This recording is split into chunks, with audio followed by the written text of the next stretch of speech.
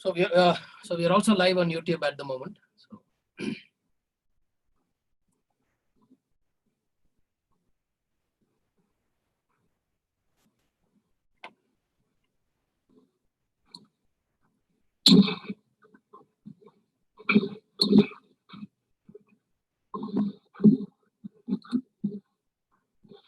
So we are also live on YouTube at the moment.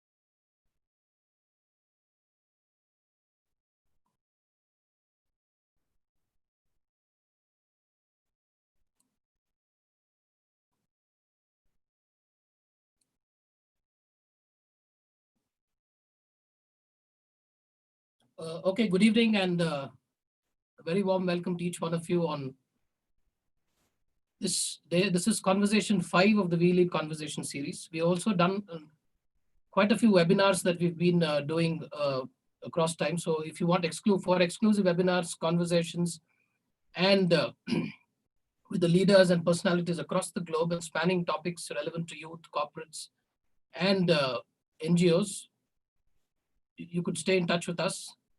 And today we have the topic we're discussing is benchmarking TQM practices in the context of NGOs, and we are pleased to have Sundararajan, partner and principal consultant at BSR's People Tree Consulting. And since we have a cross section of people who come from both within and outside of SVYM, we lead.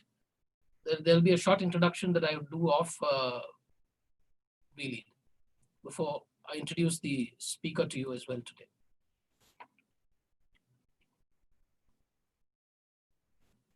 The Vivekananda Institute for Leadership Development, WeLead, is an initiative of the Swami Vivekananda Youth Movement.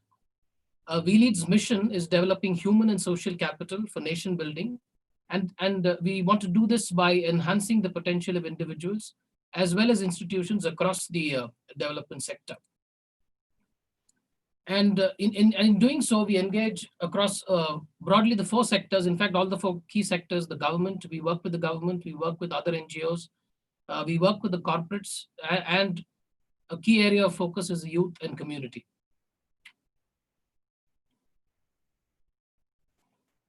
And like I said today we have B. Sundararajan Sundar, a partner and principal consultant at BSR's People Tree Consulting. Sundar is an MTech chemical engineering and an MBA. He brings to the table more than 30 years of industrial experience in the manufacturing sector at Kumi, that's the Carborundum Universal, the Rane engine valves and Mahindra. He has headed different functions spanning product development, manufacturing, QMS, TQM. He's been trained by the Japanese and Indian TQM counselors, and that's where his expertise comes from. He was the TQM promotion in charge for the Rane engine valves, and as a co-consultant has been associated with many companies in their Deming Price Challenge. He's also a trainer with ILO SCORE program and the CII programs. And Sundar is also a regular jury panel member for various CII conventions. It's a pleasure having you today, Sundar. And very briefly, what would happen is that, Sundar would be taking us through a short presentation that would probably take about 45 minutes, and then we would have a Q&A. There are some questions that, some of you have already sent across through the registration form. I will pose those questions. And if you have more questions, you could share them using the chat box. I would now leave it to Sundar. Sundar, over to you.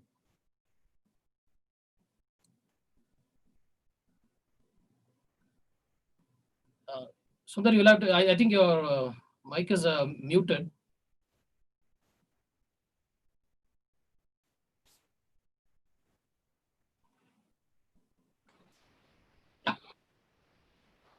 Am I audible? Yeah, you're audible now. Okay. Thank you, Ramesh, for that nice introduction. And good afternoon, friends.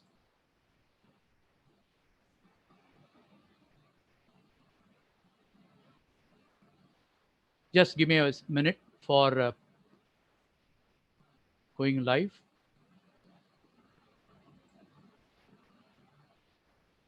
Yeah. So, Ramesh, is the screen clear? Are you getting the PPT? Yes, we can. Okay. So good afternoon once again to all the friends who are here. And thanks to WEAT for giving me this opportunity to share my learnings on TQM with such a wide audience from a very noble cause of the NGO. And so what we will do today is to together understand and learn together, understand how we can apply the principles of TQM to an NGO ambience. As Ramesh said, I will possibly be sharing the slides and making a presentation for about 45 minutes. And then after that, we'll be more than happy to take the Q&A and answer you to the best of my ability. As we start, I would like to offer a small, please all of you join me from your own places for a 10-second silent prayer to the Gurus for helping us to learn, improve our knowledge on the subject today, and also lead us from darkness to light. Just for about 10 seconds, please.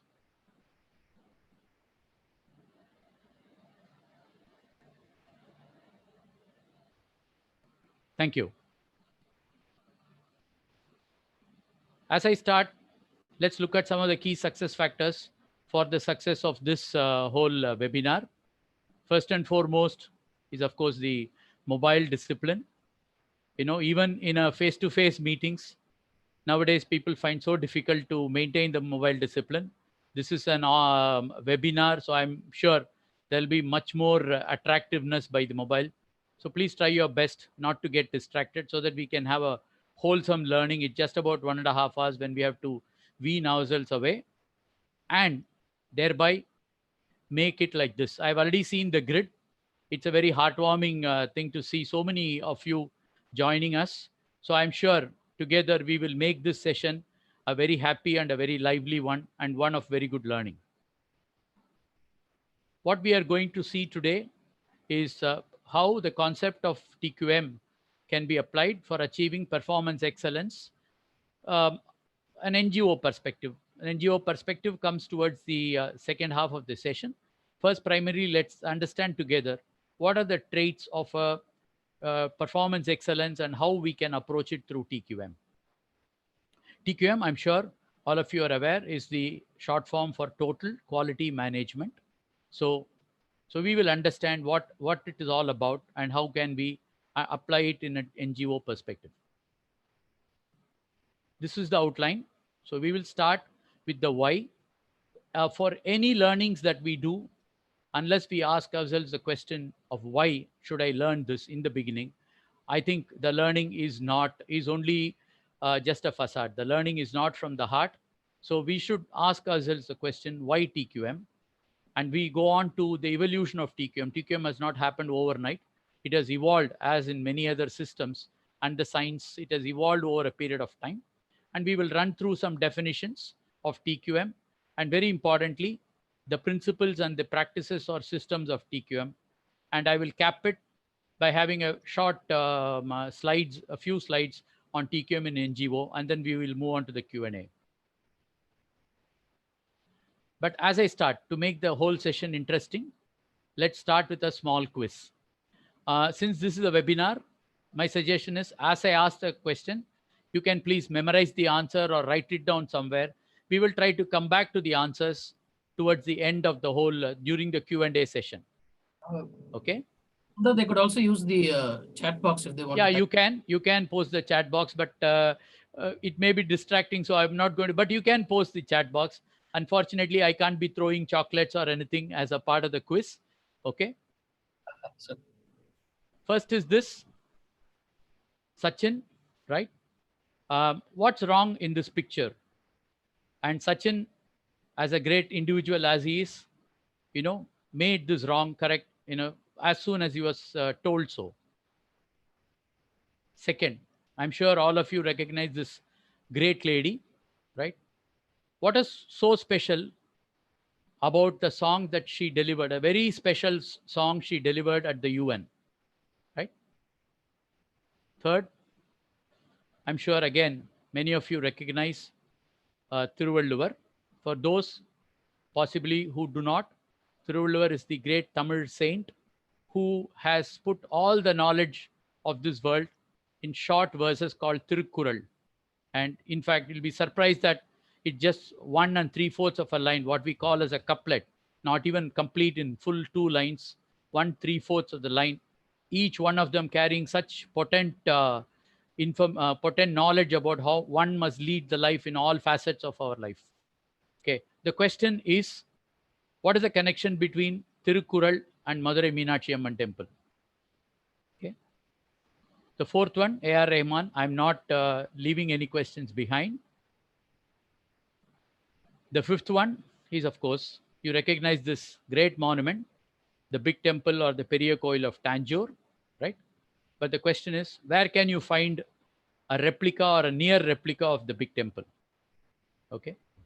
And last is this, the great Taj Mahal once again, right? Now, what trick did Shah Jahan do when he was put into jail by his son Aurangzeb for wasting so much of the coffers, which I think Aurangzeb was right. So when he put Shah Jahan in the jail, what did Shah Jahan request out of Aurangzeb? There's only one request that he made. So if anyone can recall, please do so, right? So these are some small questions on the various things that we saw. But the bigger question in front of us is, what do all of these great people or these great monuments, what all of them have in common, right? Just pause and reflect for a moment. And if you have hit anywhere near this answer, world class. All of these monuments are clear reflections of world class. They are those which embodify or stand as an example for what we can call as world class, right? A class in their own, apart from the rest of the world, right? And which is now more easily referred to as excellence, right? They are the examples of excellence in their own chosen field. And not only in their field, they are clear examples of excellence to people from other fields also. So we need to understand what is the meaning of this excellence and how can we achieve this, not only as individuals, how can we achieve this as an organization? That is the key question in front of us. And we will learn some of the practices that we need to do, the path towards achieving this status of excellence. So I go back to a very simple dictionary definition of what is excellence. The dictionary says excellence is an outstanding merit or quality in a person, right? This is not outstanding, as you used to say, no, outstanding student to somebody who always was asked by the teacher to be outside of the class. Not that way. It is real outstanding merit or quality that set them apart from the rest of their own group clearly, and that is what is called as excellence, and that is applicable to all facets, whether it's an individual, whether it is a thing or a monument that we saw, whether it is a book, or finally, of course, whether it is an organization, which is nothing but a collection of people and their knowledge.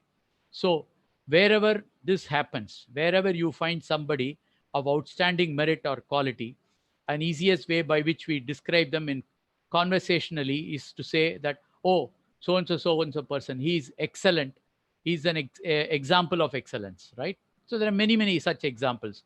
I have just shown in front of you, shared with you just a few of them. The question, of course, is not just to stop to understand that they are all excellent. If we want to emulate them, the more important question for us to ask ourselves or to learn is to know how they got there, right? They did not get there simply by the blessings of the Almighty. They did not get there because their parents wished so. They did not get there because somebody, greeted them one day and said, no, you will become excellent from tomorrow.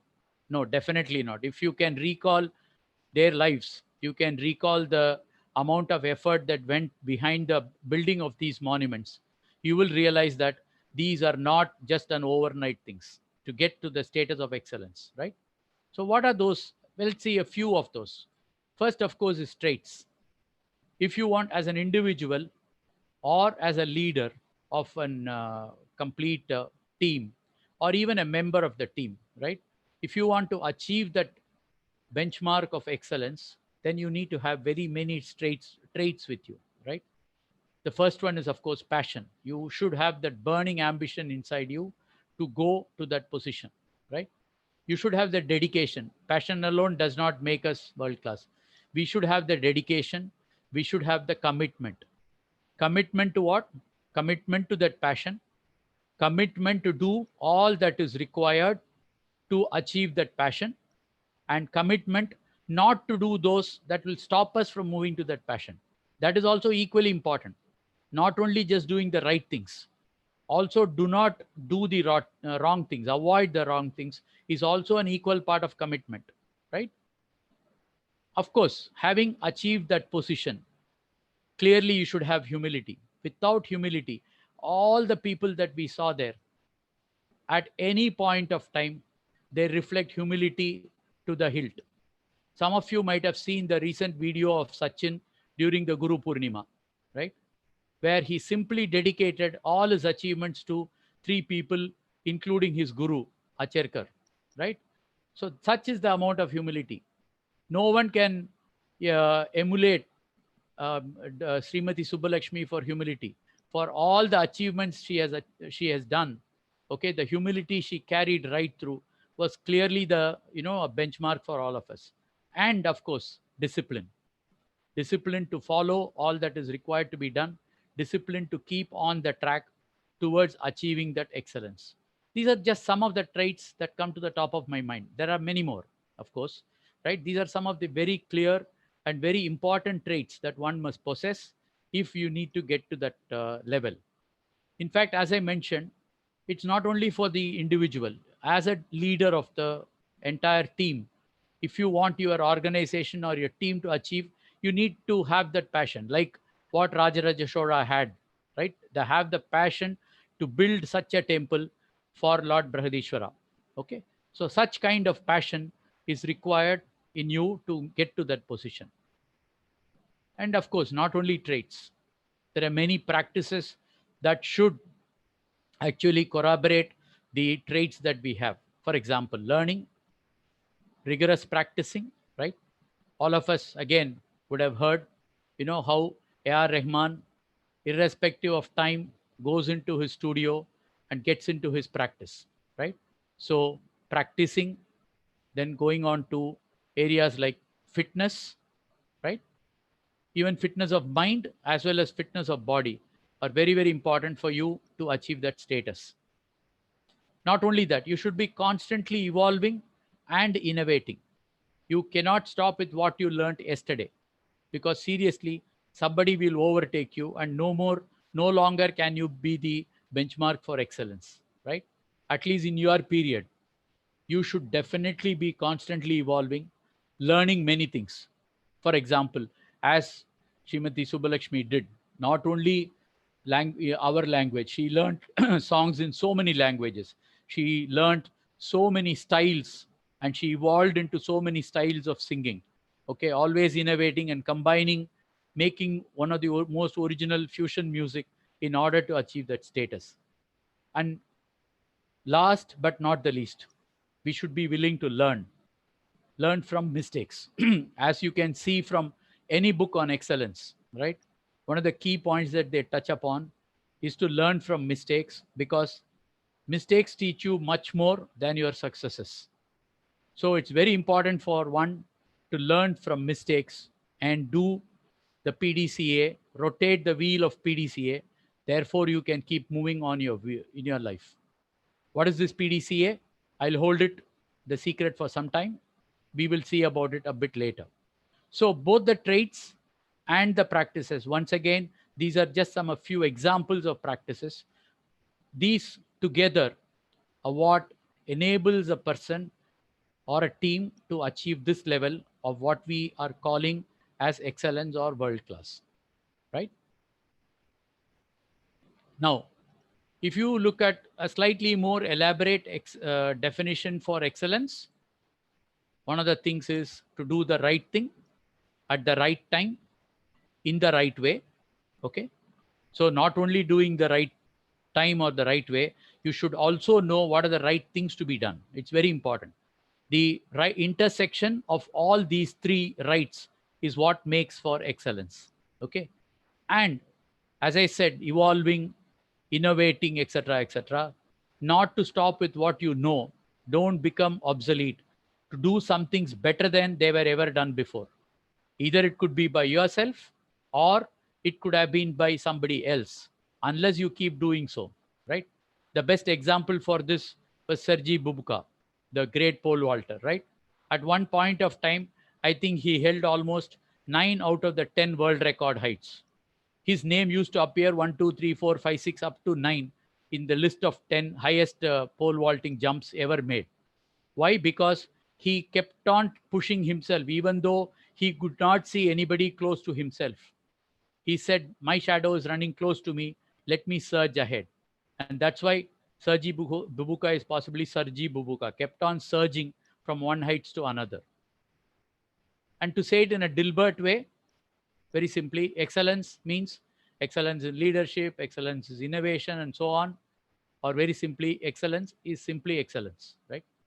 You will experience it by yourself.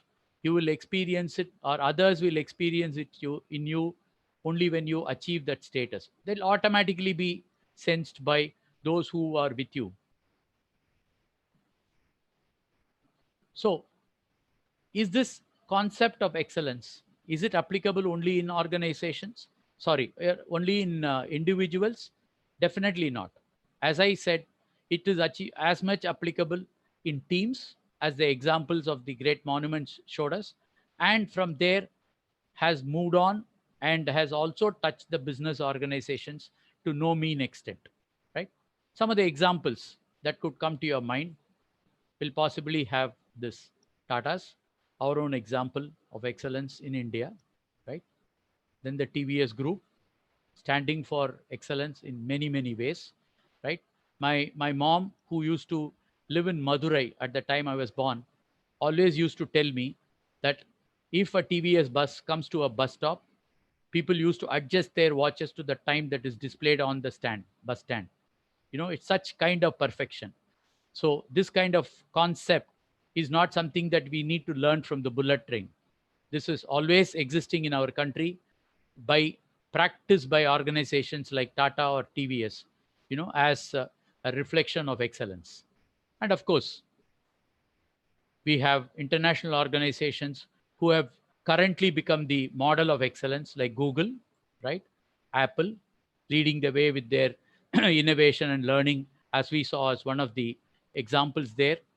And of course, many organizations, others also, like Ramakrishna Mission, etc., etc. So let's try to understand, when do you achieve excellence in an organizational context, right? So excellence is when, now we talk about the achievement level. So excellence, when we saw the definition as an individual level, it was just saying what one should do, the right things, the right way, etc., etc. In this context now, let's try to understand what is excellence in an organizational context. And we can say that excellence, very simply stated, is when organizations achieve and sustain outstanding levels of performance that meet or exceed the expectations of all their stakeholders. This is a definition from European Foundation of Quality Management, right? So excellence is when you achieve a high level of performance, outstanding, once again, an outstanding level of performance. And when do you call it as outstanding?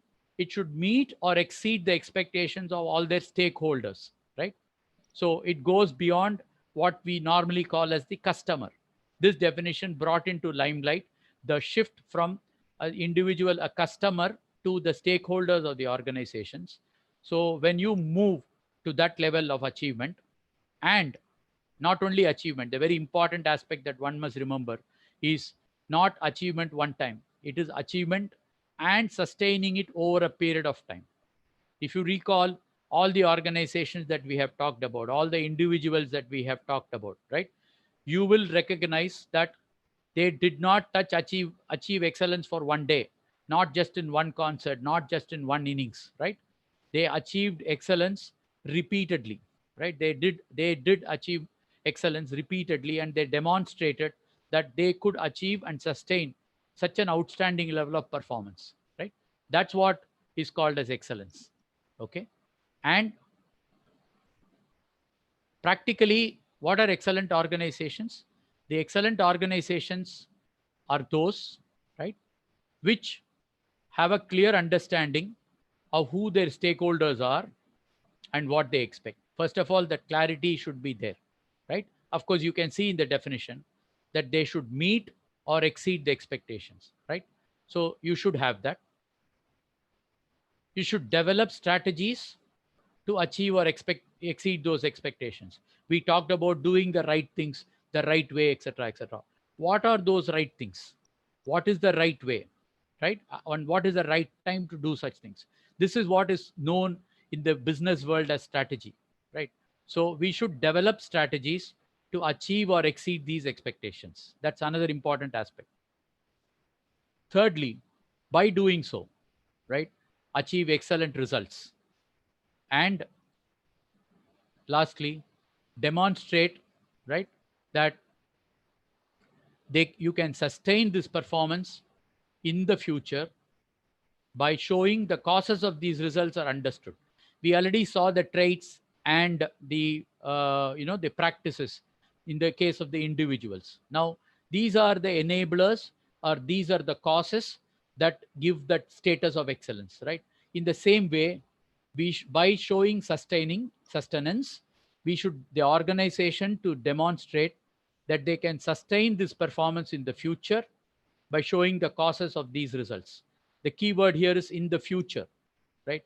Whenever any organization goes through normally an examination by a third party, by the certifying body happens, right? In all those assessments, the focus is not only on what you have done in the past to come to this position. An equally important aspect of the whole aspect is also to see what you are, whether you are able to move this, and whether you are able to take this forward in your whole journey of excellence. So demonstrate that you can sustain this performance is a very, very important aspect in achieving excellence itself. So when you are able to do all of this, right, and all of this in a very equally good measure, is then when you will be known as an excellent organization. Now, do you need an external certification to, tell you that you are excellent? Of course, it's an important aspect. But the first litmus test for excellence comes from your own sense of achievement, right? You can see the results for yourself. The people, the team in the company, in the whole organization can see such results. Okay. And some of these traits in the first possibly published novel on search of excellence, in the first treatise that was published, there have been many more. Like I said, Tirukural was one, etc., etc. Right?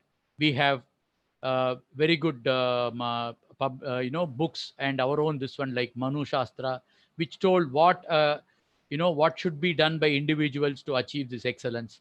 We have the Chanakya Niti, which told the kings what they should do to achieve their level of excellence.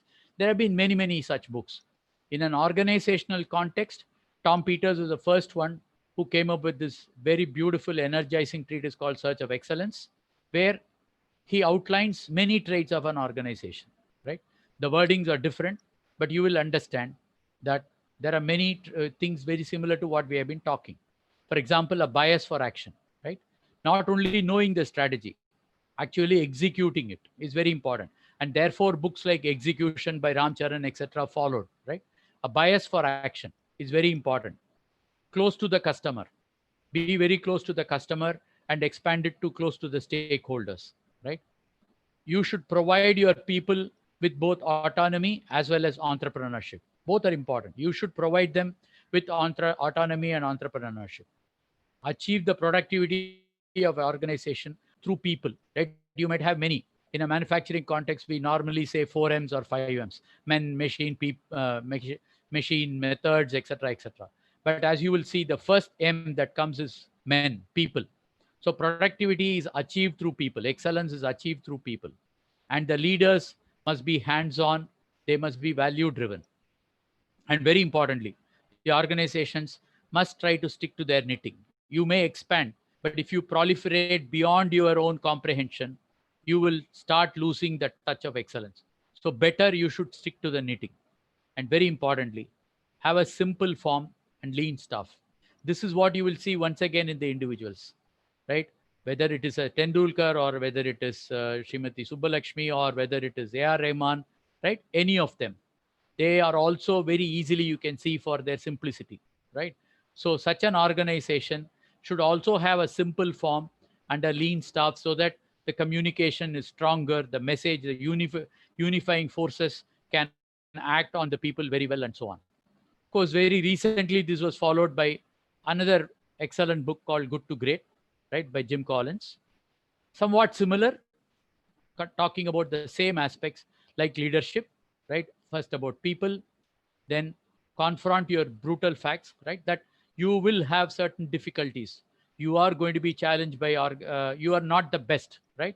You cannot always remain the best. There are challenges. There are competitions nipping at your feet, okay, heels, and so on. It is not good for you to bury your head and forget about this. You should confront the brutal facts and at the same time, never lose faith.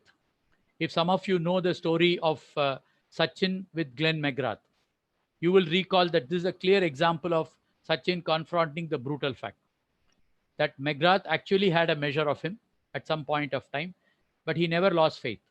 He said that if I come back and if I go through my practice, if I put learning and innovation back, automatically I will be able to confront this. Was his idea. And in no time, he was able to master that swing delivery of Glenn McGrath. So this is a clear example of how to confront the brutal facts. Then he talks about hedgehog concept, which is nothing but like, knit to stick to your knitting. You have a core strength. All of us as an individual, we are born with some core strength, what we call what is in our DNA, right? And we have built upon it over a period of time. So we should actually feel proud to have that kind of a core strength. which comes from your own recognition of that core strength, right? You recognize the core strength, respect that core strength, and you try to build on that rather than trying to be a jack of all trades. Be a master in a few chosen areas. That's what takes you to great heights. And that's what the great companies do, right? Have a culture of discipline and do all of this. You also tend to become the technology accelerators. Apple is an example, Google is an example, right? You are a technology accelerator. You change the face of technology in your own business.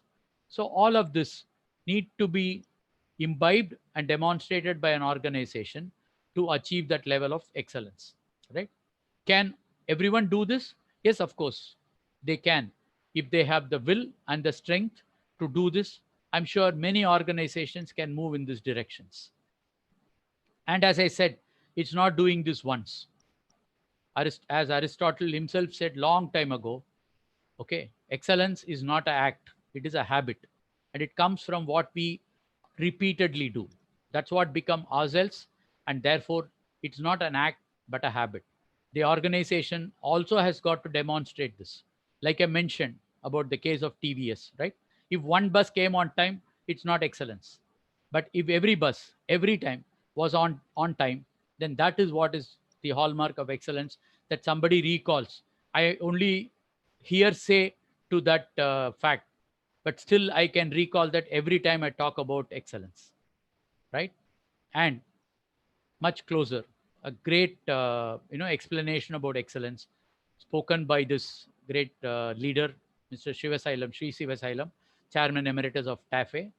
So when TAFE launched on their excellence movement, Mr. Shivasailam talked to his audience through this statement, right? Where he said that for us, excellence is not only in our products, which are tractors, of course, and of course now it is expanded, right? It's the innate desire to attain the best, right? And it should come from each one of us. In an organizational context, everybody should do this. Black sheep will spoil this one, right? One drop can spoil of poison can spoil the milk, right? So everyone in an organization should have this desire, and how to build it, etc., we will see later. And this is what defines at our work. And not only at work, it expands automatically towards home, and because of us, it ripples out in the world around us. You will notice this if you have your own idea of an excellent person, somebody whom you are close with. If you can recall, you will find that whenever he is present, he elevates the level of the group in which he is conversing. He does not make himself go down with the group, even if the group is not up to his level. He does everything that is possible, and it almost happens by magic. He pulls the entire group in its thinking, in its talking, to a much higher plane, to very close to the level that he has achieved. That is the beauty of excellence. When it happens, it permeates to everyone around us, right? So, having understood what is excellence, let's try to understand what is the way to achieve excellence, right? So the way to achieve excellence, first of all, the most reliable path is performance, right? You need to have performance to achieve excellence. Unless you are performing, as you have seen in the examples, as we have seen from the organizations, unless you are performing, delivering the results, what results? The delivery, the results that meet and exceed your stakeholder expectations, right? Then if that does not happen, you are not going to be called excellent. So the first criteria for excellence is that you must achieve performance. And remember, not once, in a sustained manner. And so therefore, how does one get to it? We saw various traits, right? We saw various traits in organization. Now, how can I build those kind of traits and those kind of practices in an organization, right? The path that is chosen is what is called as total quality management, right? Across the globe, organizations who have achieved this excellence have clearly demonstrated many practices. You saw some examples from Tom Peters, some from Jim Collins, right? All of them at different points of time by different names, whatever, have come to be known as a big management system, which came to be titled as total quality management. So total quality management is nothing but, right, is a bundle of culture, principles and practices that would take your performance to a much higher plane. The higher plane being better than what you did before, higher plane being better than whoever is your competition, etc., etc. And by achieving such levels of performance in a repeated manner, you achieve that exalted status of excellence, right? And so let's understand a little bit more about what is quality. In a broader sense, as Henry Ford rightly said, quality means doing it right even when no one is looking, right? It's not when somebody is looking over you, not when there are some colleagues around you. It says quality means doing it right when no one is looking. If this is the idea of quality, we should understand in the total definition of total quality management. A very simple but the most powerful statement, profound statement about quality. And you will find that it is not a one-day, evolution. The evolution of TQM and business excellence has taken a long span of time. This is just the recorded information. There have been excellence even before, as I mentioned, right? So the recorded information says in an industrial manner, it started in 1911 with the introduction of quality control and inspection. And over a period of time, it has come up to what we now call as TQM. And along the path, many nations have introduced recognitions to the organizations and some individuals who achieve this excellence, what we call as Deming Prize, Malcolm Baldrige Award, etc., etc. A very important aspect in this that I would like to touch upon is the fact that this is not, it started in manufacturing, no doubt, right? But it did not stop there, because all the traits that we have seen are agnostic to industry, agnostic to the size and the nature, right? And in the 1970s, in that manner, the total quality management, or TQC as it was called earlier, got introduced in the service sector. This milestone is important for us just to bear in mind, because this will become relevant for us when we discuss later. So TQC in service industry got introduced, or TQM got introduced in the 1970s. Simplistic definition, therefore, what is TQM? As I said earlier, it's a managing for the future, right? It's wider than product or service quality. Now recall Mr. Shivasailam's statement, right? It's wider than product or service quality. It is a way of managing your people and business process, right, to ensure complete stakeholder satisfaction, internal and external, right? Your own internal stakeholders, external stakeholders at every aspect. And when such kind of management with very effective leadership, then it goes back to what we discussed earlier. Right things right, first time, every time. So a very small definition of TQM. I'm not going to the copybook definitions or what is there in the standards per se, because this is far easier for us to understand. If you want to visualize TQM, I would say this is a simple visualization, right? Some of you might have heard about this. This is called as a Deming wheel, right? I have noticed that some colleagues who have joined will be very familiar with this, right? Many of us now in a TQM ambience, we live and breathe this PDCA. At least we try to. What is called as the PDCA wheel. All of us try to do this, right? In a small way.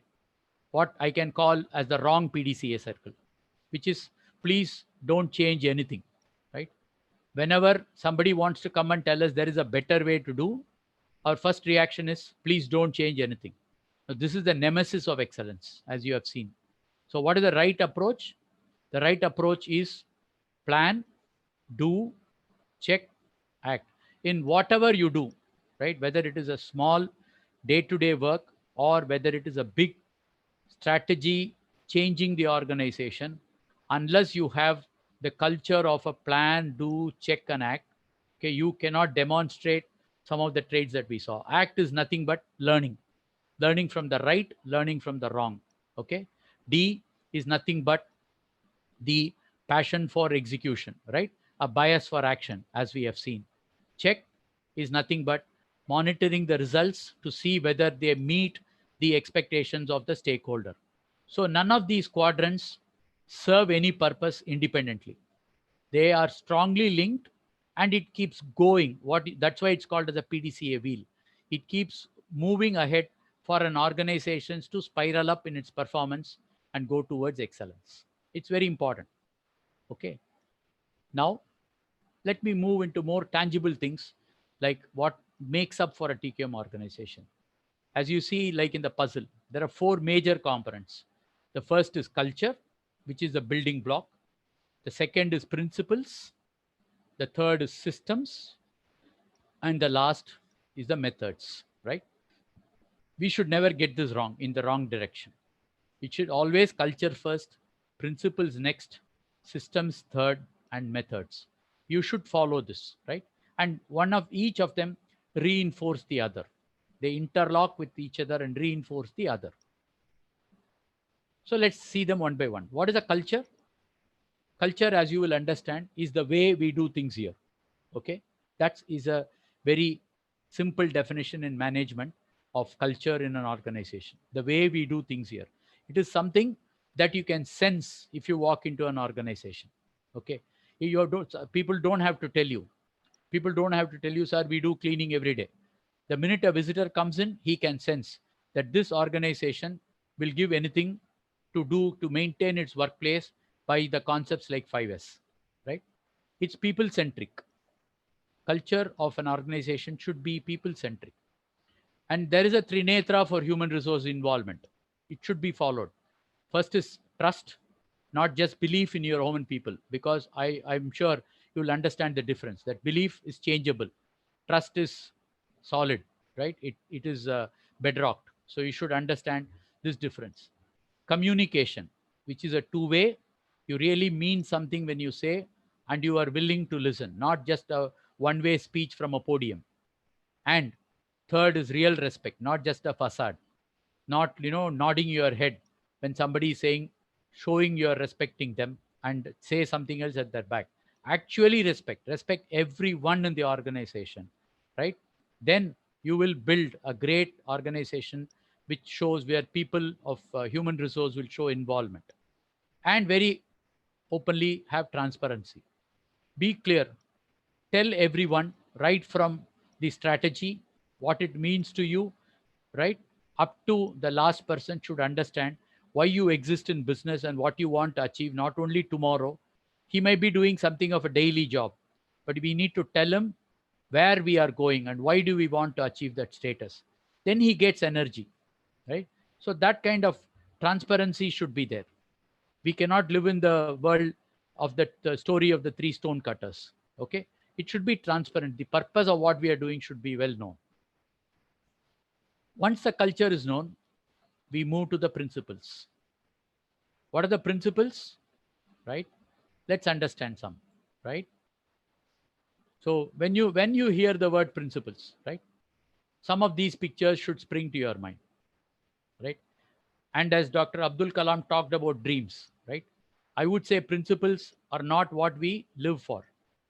Actually, principles are what we will die for, right? This is what happened for every one of them, right? From Harishchandra to Abdul Kalam, right? They were willing to give up their life. And some of them actually gave up their life when they were doing the principle, demonstrating, living the principles that they were, so passionate about. So what are the principles or a way of thinking in TQM? Because unless you have these principles in your mind, you cannot go into systems and practices, right? Principles like customer focus or stakeholder focus have a result orientation, right? You should have a result orientation, but at the same time, you must manage by process and facts and move towards leadership and constancy of purpose for improvement. As we saw earlier, you must constantly strive towards improvement, right? Never get satisfied with status quo. And everyone should demonstrate leadership. Of course, maximum in the top echelons, but everyone should demonstrate leadership within his own sphere, right? People development and involvement, an ability for continuous learning and innovation, partnership development with all the stakeholders, right? And a sense of public responsibility. All these are very important as principles that one you must have, so that this thinking must be in our mind as we move towards the system. The systems of TQM, the basic prime systems. TQM, by definition, is a very huge umbrella. It's a definition. If some of you look at the classical definitions, TQM is something that absorbs any good thing that comes into the mind. As you saw in that Dilbert slide, excellence in strategy, excellence in leadership. So there is no limits actually. But 5 core pillars or 5 core systems are talked about: education and training, what is called as policy management, what is called as daily management, then what is called as Kaizen, and cross-functional management. Like the Olympic rings, they are linked together with the purpose of the organization moving faster, higher, and stronger. What are each one of them? Very quickly, due to paucity of time. I think already I could be 5 minutes or so late. Sorry for that, right? Policy management is nothing but aligning the entire organization. Those who have gone to Delhi would have seen this statue, right? Somewhere before the Rajpath. Okay. So where the leader shows the direction, he communicates very clearly the direction to the company or to the people. It should have a link to the vision, right? And leads the organization towards that vision, right? And of course, everyone follows. The leader cannot achieve all the goals by himself. So he communicates, he sets the target and breaks it down into elements which can then be a bias for action, which can then be executed by the last level of people till the last line of people. Therefore, those results can be achieved. That's very important, right? What is daily management? At the same time, organizations also need to maintain the balance, right? Day-to-day life is so tricky. One step wrong and you can fall off the rope. So we need to maintain our stability and our sense of balance. So how does that happen? By a system called as delivery management, right? It ensures stable performance. It ensures efficiency in routine activities, right? What you do. By doing so, every individual knows what they have to do. Okay. This lady walking on top knows very clearly, unless she knows very clearly, that all she has to do is just be oblivious to whatever else is happening around. Just think about balancing on that tightrope. Balance with what she has got as, the stick. If she starts worrying about the music, oh, wrong tune, if she starts looking at the crowd below, etc., she's a gone case. So her goal clarity and her role are very clearly defined, and then she becomes a success, right? That is what should happen in routine management. And to help this happen, standards have been created, should be created. We'll talk about standards later during the Q&A also. Okay. Not only keeping stable and going for big breakthroughs, it's very important that we should go achieve this in small increments, what is called as Kaizen in the Japanese word. Step by step towards the state of Zen. Zen, as you might know, is an ultimate status. So how can one go forward step by step? It's not important if you are just a hare. You should also know how to be a tortoise to win the race. As you can see on the right, there are many opportunities available in the organization for improvement. How we grab each one of them and apply differentiated thinking to achieve such goals is a very important aspect. And such small improvement system is known as Kaizen. When all of these work together, that's very important. No system is standalone. They support each other, right? And they build on each other. When all of this happen together, the organization that is practicing TQM would look like the snakeboard, right? Perfectly in harmony, okay? Perfectly surging forward, taking over the others. Some of you would have enjoyed this, maybe would have had the privilege to enjoy this in person, right? And you can understand nothing else demonstrates teamwork than a Kerala snakeboard, right? So when you see this race, how people contribute towards the achievement is a clear demonstration of TQM at work. And if you do all this, what are the benefits? There are many. As I mentioned, breakthroughs can be achieved, right? And finally, the organization's constitution, as you can say, the whole constitution or the culture of the organization improves. As one will improve the constitution of our body by a combination of exercise, diet, your prayers, and so many other things, right? Keeping your mind happy, all these put together. So also an organizational constitution increases multifold when you do all of these practices together in a synchronous manner, not conflicting each other. You cannot say, today I'll follow policy management, I'll wait for daily routine management another day. That does not happen. Okay. With this background, I'll just touch upon a few slides on NGO, or what I know about, have learnt about NGO from some good friends who have shared such ideas with me. And so what I think should be applied, right? But more and more we will learn during the Q&A. So just give me another few slides. First, as I mentioned, stakeholders. The uniqueness about NGO is it's got multiple stakeholders, as much as an organization or even more, right? You've got multiple stakeholders, and each one of them have got different needs. That's a very, very tricky and a very unique situation. Each one of the stakeholder have got very different expectations, sometimes very conflicting expectations also. Moreover, as I mentioned, when you talk about the customer, now in this context, right, you think for yourself, who is the customer you're talking about? Please be very specific. Of course, they are the number one people. The whole purpose of our existence operates around the customer. So we need to have a clear idea who is that customer, right?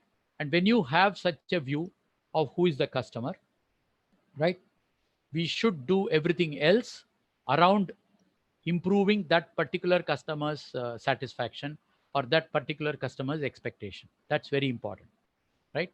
And a very difficult aspect in NGO, I mentioned earlier, it's a service industry.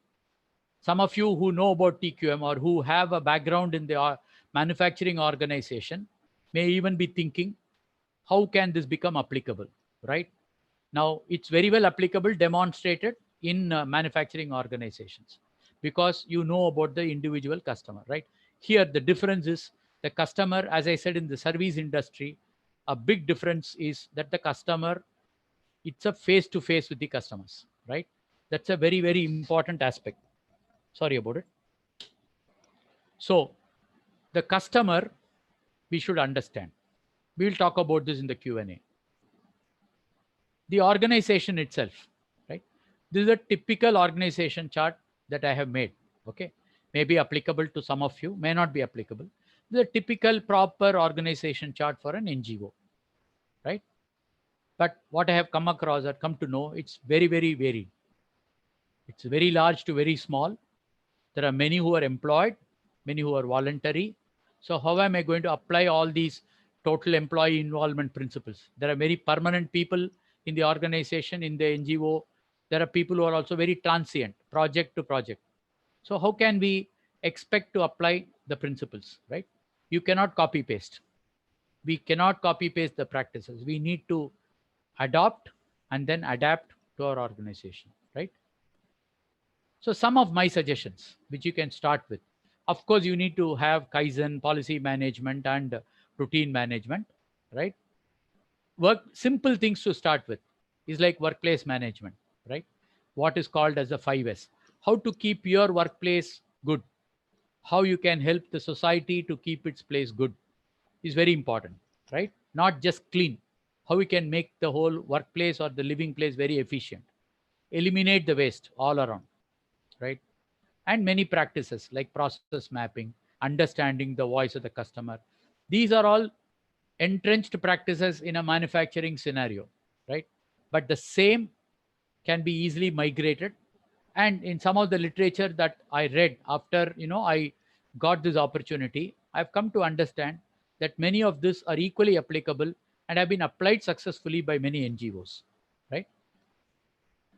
And of course, very importantly, project management. It's a key aspect, right? So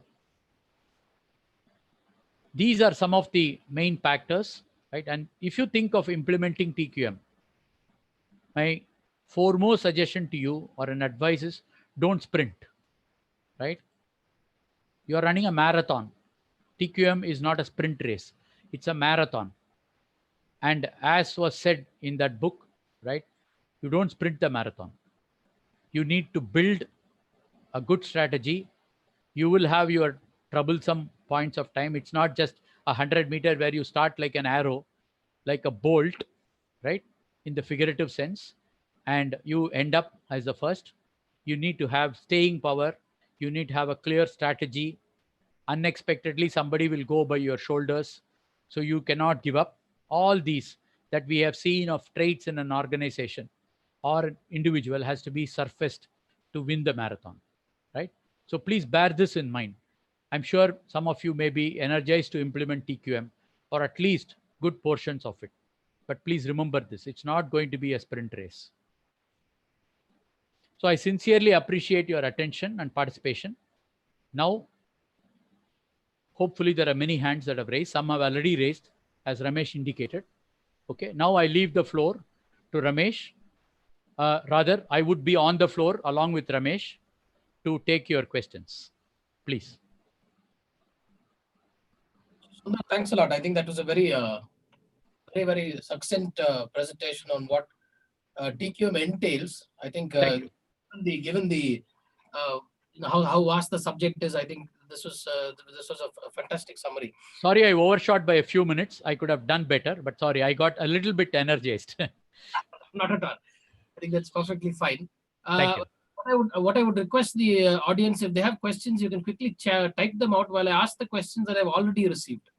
There are some questions that have already come to me via email and also via the form that we submitted. I think one of the questions that has come up, Sundar, is that I think people have also. I think the chat boxes are open if in case you want to ask any questions. I think one of the questions that came is that people have actually tried to implement it. I think this is one question that came by improving strategy, process and building. And but it's always been a struggle in the sense that and many barriers. Do you think there is a certified method? Because it's in principle it seems very easy. In principle it seems very doable.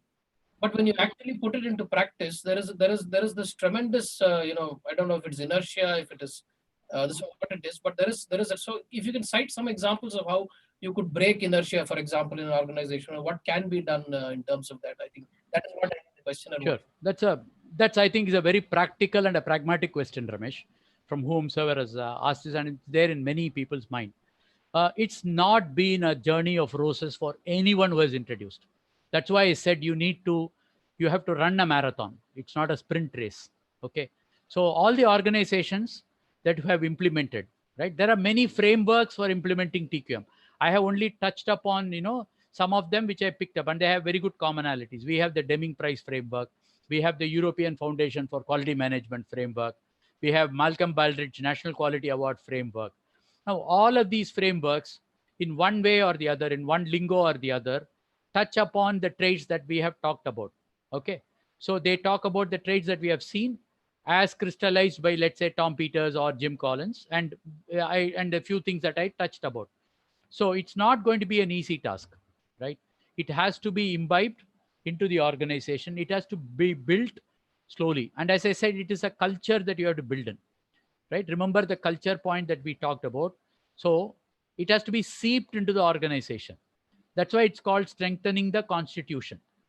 So whomsoever wants to take it up, please be aware that it is going to take some time, because the first and foremost aspect is you go back to what we said in the individual case. It's a question of discipline, right?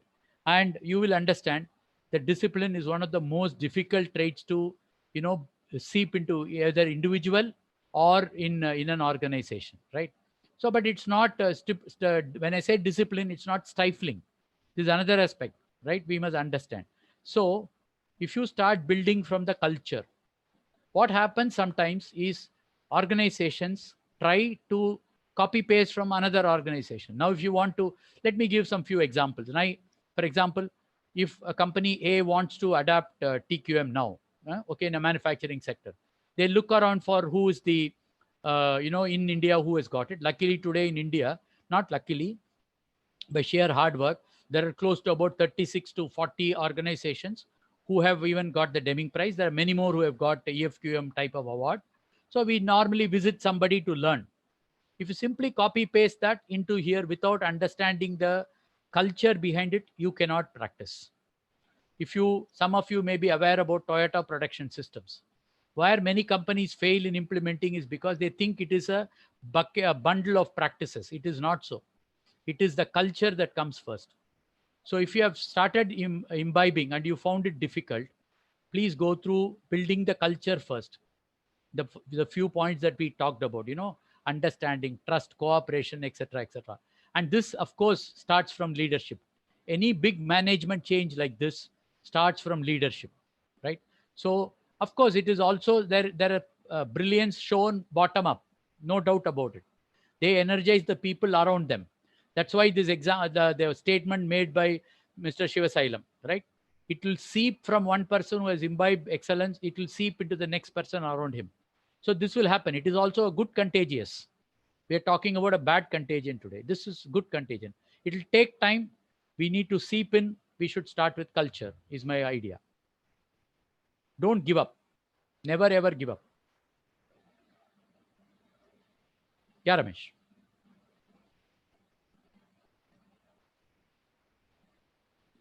You're muted, Ramesh. Sorry, can you hear me now? Yes, I can. Please go ahead.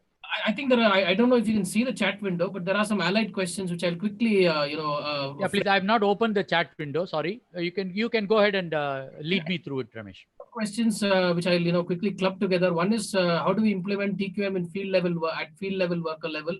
Yeah. And it says that particularly in an NGO setup, the uniformity across staff members is not the same. Yep. I think it all comes back to the same thing. I think if we should not look at them as compartments. Yes. And I think it's about culture. I think you touched upon. As I mentioned to you, to even the field level worker, he or she may be transient. Okay, so don't worry about being transient. Whomsoever it is, please show respect. Please show that you trust them to deliver the results. But before you put them on the field, please show you respect them by training them to your way of thinking. It's very important. This is where the culture aspect comes. Somebody may come in new. Please take time to teach them towards the culture of your own organization, right? The way you do things, the way you deliver. Sometimes they could have come from another NGO to work here, and your styles may be totally different. Everyone who works must understand this. First thing, how do we address this variability? We talked about this important aspect called standardization, right? Now, some of you may recall, I talked about standardization in terms of routine management, right? Standardization is applicable to every aspect of work that we do, right? So when it comes to work to our own NGO team members to deliver some aspect, please teach them how the best have done so far. Okay, standardization is nothing but the best known way today. It's not the permanently best way. So please be aware that they can come back to you and suggest that there is a better way. Be open to learn. Be open for the PDCA. If you do this, then you have got what you can call as a virtuous cycle. You tell someone the way to do, they will deliver it. Maybe not only in your standard way, they will deliver it in something that they know, innovate, and deliver it in a better manner. And when they do that, please pick this up and convert it into what you can call as your book of knowledge. All IT companies and so on, they create what is called as book of knowledge. A simple term for a book of knowledge is nothing but the set of your standards. They demonstrate your book of knowledge. So if you do that, at least 80% standardization is important. As I mentioned, this is a customer or a people facing industry. It's not a machine facing industry. So when you are facing people, the reactions and the acceptance is not the same on all days. So we need to understand how to tailor it for that particular day. So this is very important. Give that much, empower your people and give this much 20% of flexibility. As long as they don't step out of your values, encourage flexibility. Make sure that they respect the values of your organization and are bound to work within those values. This is the most important. Values should not be given up. Principles should never be given up. This is the most important message one must carry in their mind. And in my experience, what I have seen is every organization who have achieved that level of excellence have demonstrated this amply, starting from the chairman. That is a beauty. I think that's a. I think there are several allied questions. I'll just move to another question that I received via email. Yep.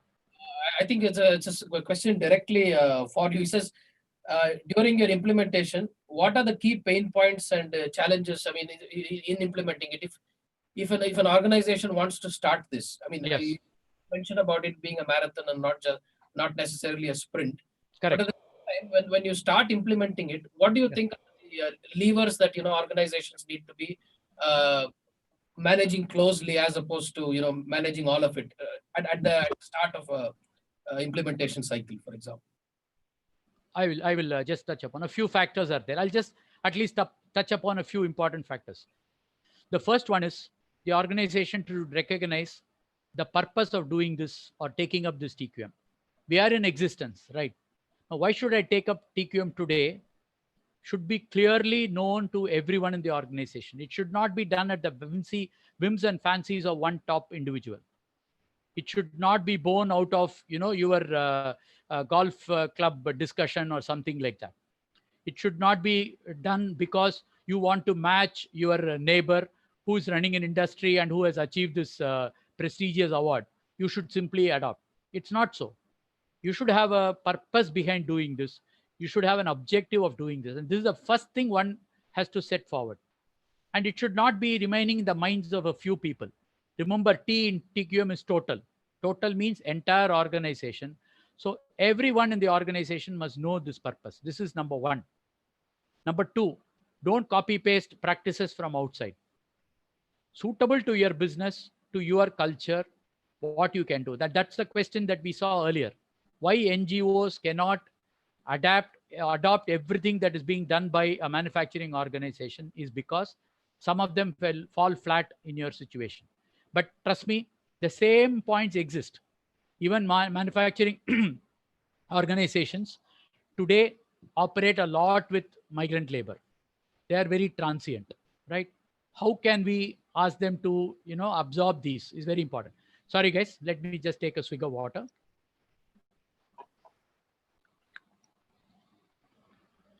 Thanks. So when you do that, right, this is a tripwire.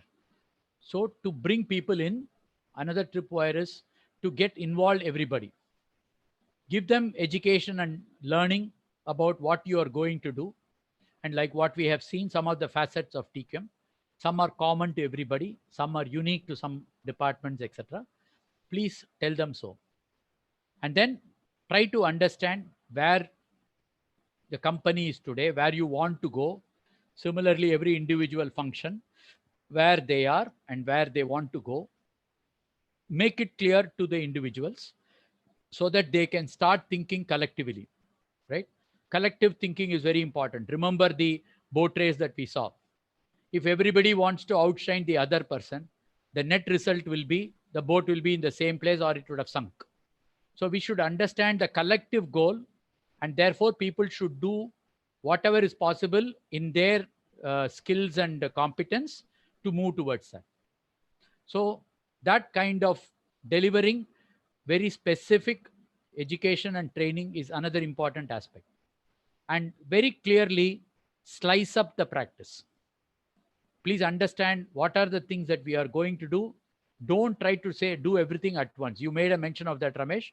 Don't try to do all the things at once, right? So try to be very focused. You can't run a heptathlon, kind of thing as a marathon case. If you do too many things at the same time, you don't have the staying power to do so many things. So we need to clearly say that I'm going to do these things for the next 1 year. When I achieve a status, I will move to the next level and so on. Don't run against a clock. Let the whole thing seep. You will automatically see that everything is bought in. It is coming from individual. It has become a culture, and therefore it is seeping out and going outside. This is how one goes into the implementation. So patience is a virtue, undoubtedly a virtue here.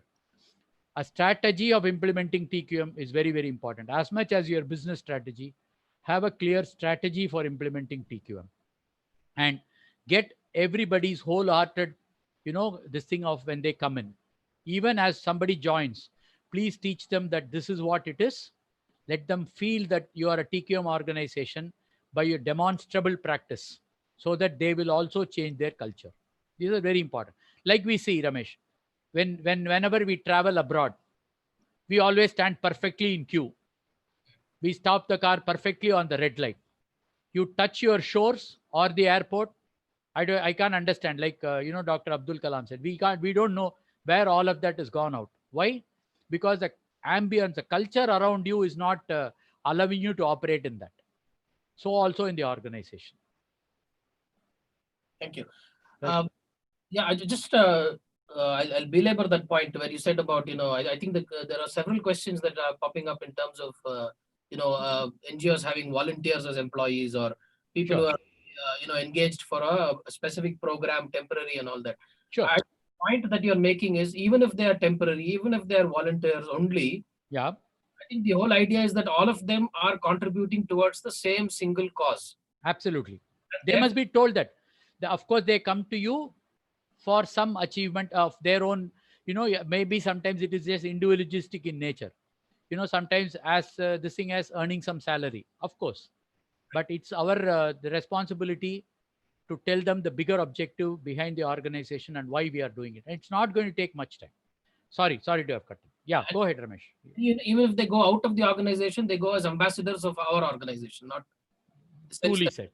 Whatever they have. I fully true that. Just to give you an analogy, Ramesh, this is not just a theoretical talk I'm saying. As I said, many organizations are running with temporary labor today. Okay, and all the TQM organizations, once upon a time, long-standing employees, a concept called quality circle was introduced, which is a voluntary team to solve company's problem of continuous improvement. This is termed as quality circle. Okay, and generally these are permanent in nature because the employees are permanent. Now, what has happened in the current world? That kind of permanence you can't see, right? First of all, employees don't want to remain in one organization for long. That's another factor. They're not, live for life in the organization is gone. The other aspect that one has to see is the organization wants transient employees by choice. Now, what do?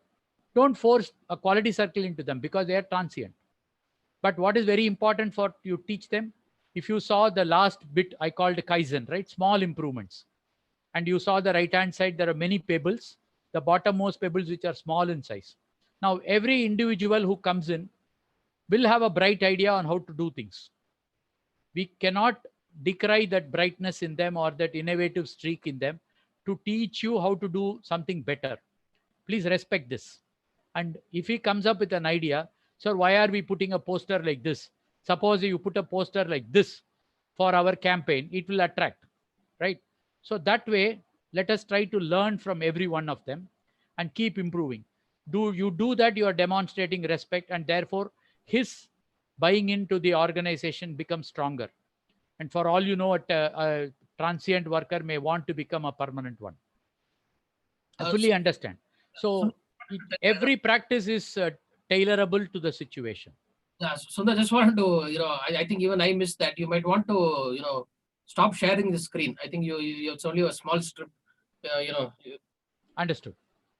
Screen meaning the presentation? Yeah, the presentation, yes. I'll do. I'm gone now. Okay. We have about, roughly about 14 minutes to go. If there is someone who wants to ask a question directly, not just, type it out, I think we have several participants, close to 60 today. You don't mind unmuting the audio and, you can go ahead and ask.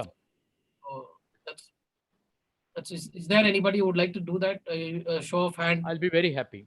A show of hand or anything is possible. I'm going to, unmute everyone now, right now. So. Great. Let's have a party.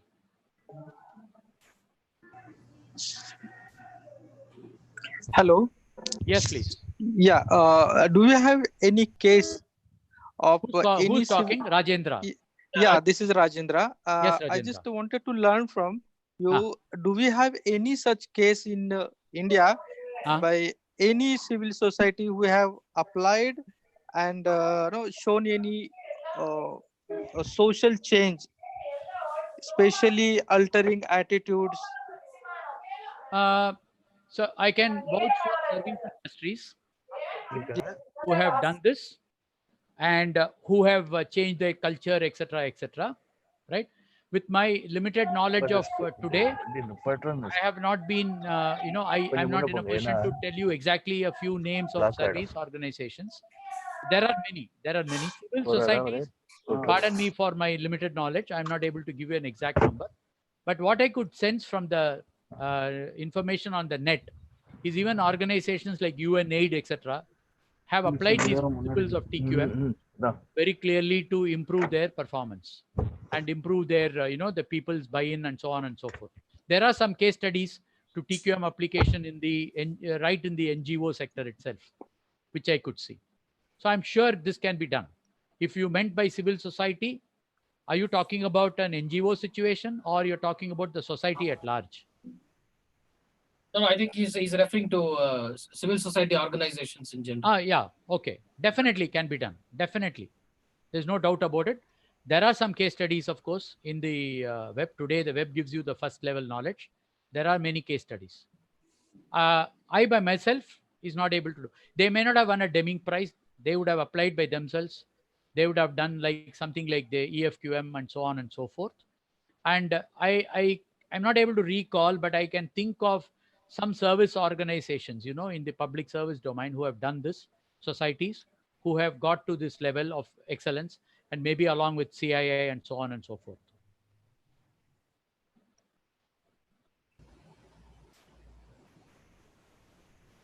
Did I answer you, Rajendra?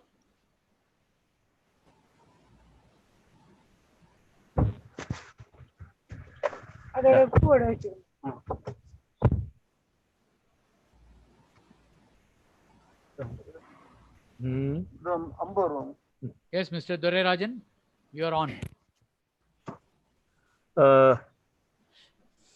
This one is if any organization, whether it's service or NGO or this one, if the processes are well defined,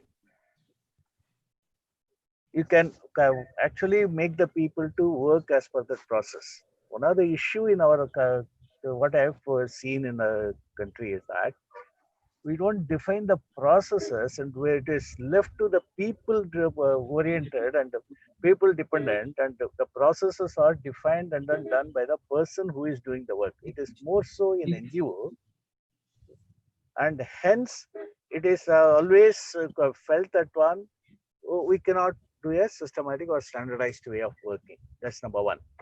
So we need to get into the basic of defining the processes and make the people to train the people to the processes first before they get into the any cultural change that we are talking about.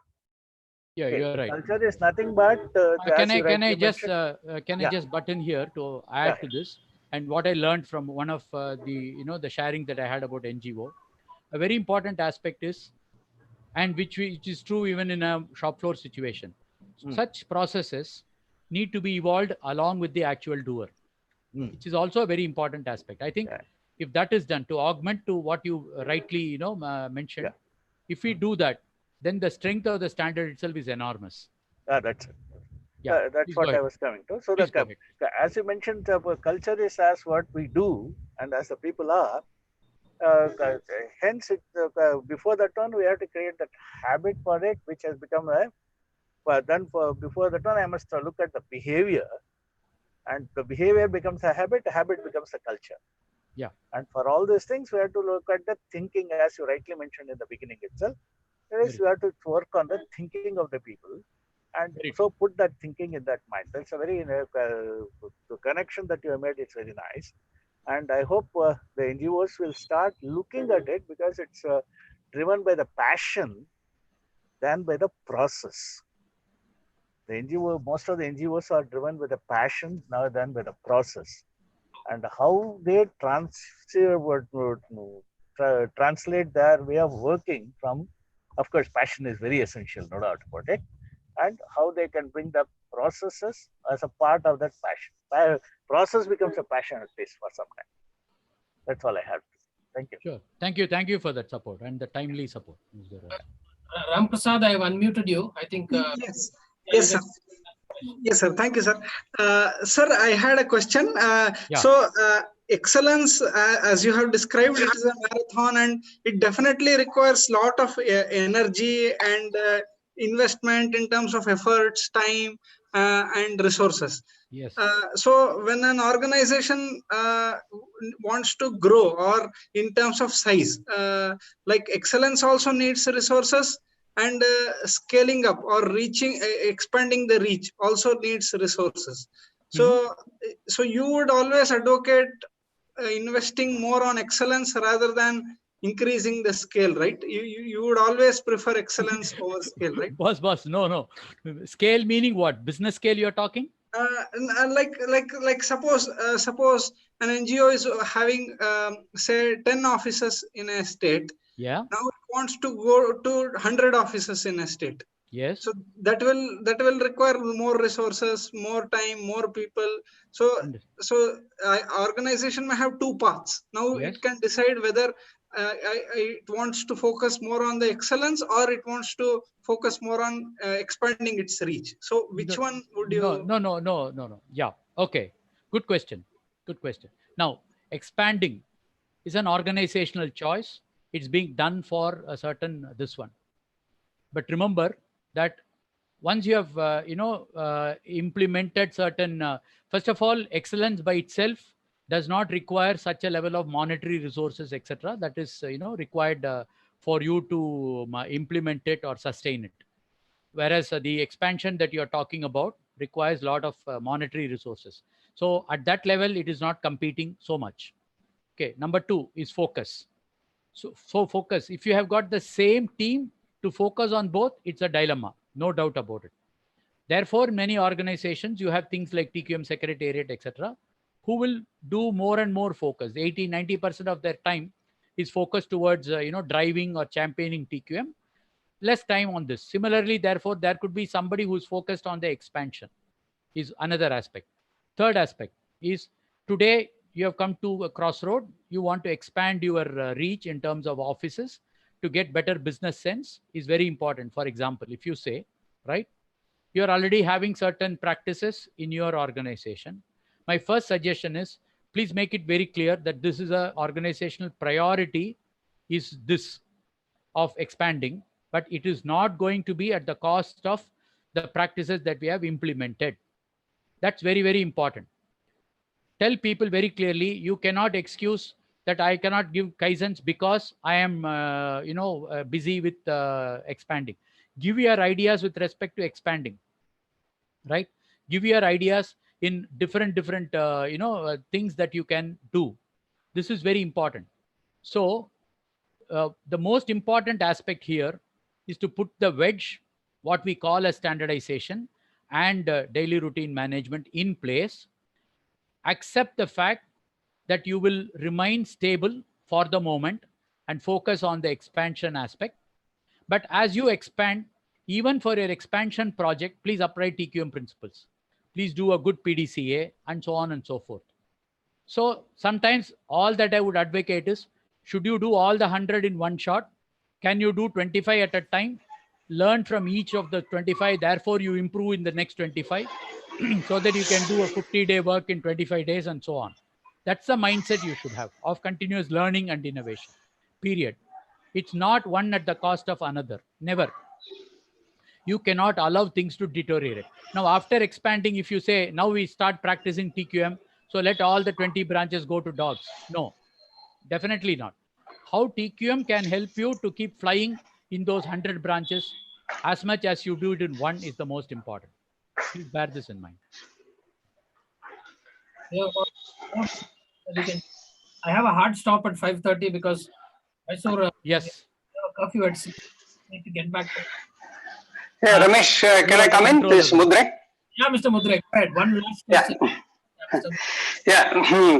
Mr. Sundaraj, is so nice that we are listening to you today. Wonderfully presented Thank you. the concept of TQM. There is one particular trigger point when we see in NGOs is the transfer of passion from the first line leaders to the second or third line leaders. Okay.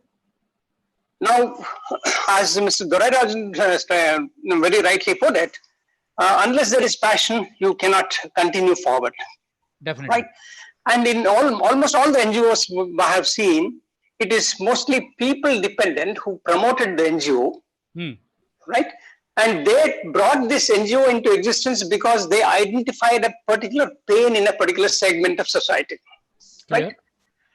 Now, how do you transfer this passion to the next generation? Yeah, definitely. We don't have any tool for this. What normally happens is that the second, third line, and fourth line people, they provide more importance for the process rather than the pain. So it's a right. Understood, accepted. Yeah, that is where many of the NGOs will be having this kind of difficulty. The first line leaders, they start the organization with certain passion, and they put certain procedures in place so that it is smoothly run. Okay? Operationally, it is convenient. Definitely. But operational procedures itself should not be taking the precedence of attending to pain or giving attention to pain. Definitely not. Right. Then that is where probably there has to be something where how the passion or the why aspect has to be properly. It has to be transported out to the second generation or third generation. There has to be a systematic way of this. Like in religious muds you have seen. From the younger generation, it's the younger age itself. At the age of 13 or 12, the people are groomed into that kind of position. So this kind of developing the second or third leaders, second line leaders, it becomes very important. While developing the why part of NGO and the passion part of NGO has to be imparted. Definitely, I fully agree with you. And trust me, the same problem is faced by many organizations, even if you are in the manufacturing sector. The same is felt even in family-run organizations. Okay. There is no limited examples to this. The most important is transfer. As you said, the transfer is not all about just the procedures and this one. It's passion is something that you have to transmit one-on-one. The passion is transmitted by demonstrable practice. It's very important. The person, the second line, as you said, should see that you are actually passionate.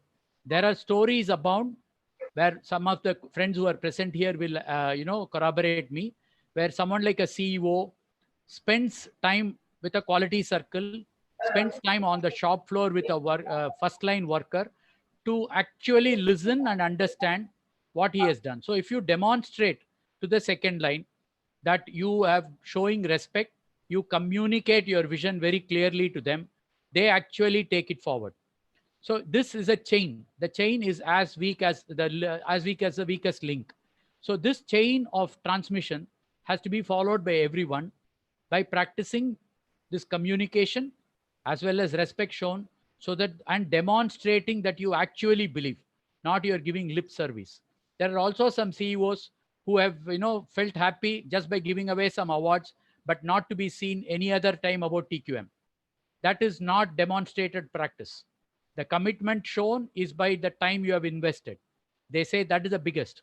And of course, transmitting this, building the next leadership level, etc. There are many leadership ways by which this has to be done. That's far beyond the scope of this. But I'm sure you will know that if these leadership traits are demonstrated, then actually it will automatically happen. It has happened. Trust me, it has happened. Thank you. Thank you, Mr. Sundar. I think we are completely out of time. Thank you everyone for coming up. Ramesh, I'll make an offer that if anyone has got any further queries, you want to debate, you may not agree with me, whatever it is, you can either call me on my number, which is 97909 24542. Maybe I'll ask Ramesh to put it in that WhatsApp group. Ramesh, can you? To the group that attended here today. I can email it to them. Email it to them. And my email ID is peopletreeconsulting@gmail.com. So please do share both of them to the entire team who have been good enough to join us, Ramesh. And I'll be more than willing to invest time to try and get back to you to the best of my knowledge and ability. So definitely, I have enjoyed the session. So that's why I think I've overshot the time by a few minutes. Sorry for that. And thank you for being here, and go enjoy your weekend much more. And let's all go and do TQM. Learning is the first part. We must have the bias for action. So let's go and do TQM as soon as possible. In a very small way, let's make a small start. Thanks. Thank you, friends. Thank you. Thanks, Sundar, and thank you, everyone. And you can continue. We'll be bringing next week. We have another webinar that we'll be where we will be in conversation with Dr. Balasubramaniam on what motivated him to start an organization, how he was motivated by Swami Vivekananda. The week after, we will be speaking particularly on Kaizen again. So there are a host of conversations and webinars that are coming up. You could track us on our YouTube channel. Just go to YouTube and say We Lead Training. You'll get it there. You could track us on our blog, which is on blogspot.com. Okay, so stay in touch, and thank you very much. And have a great day. Have a great weekend. And thank you, Sundar. Thank you, everyone, again. My pleasure, Ramesh. Anytime for you. Anytime for We Lead. Yeah. Thank you. Thank you. Welcome. Bye, friends.